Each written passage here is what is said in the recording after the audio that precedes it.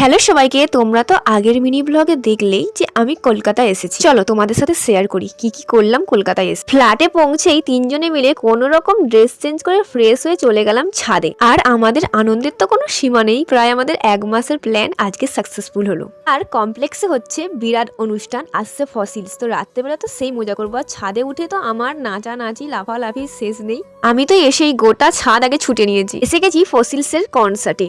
আর ভিড় দেখেছো, ফ্রেন্ড সার্কেলের রাস্তাটায় তো পুরো ভিড় ভর্তি। আর ফসিলসের ফ্যানদের তো তুলনা নেই। এই স্লোগানটা শুধু একবার শোনো।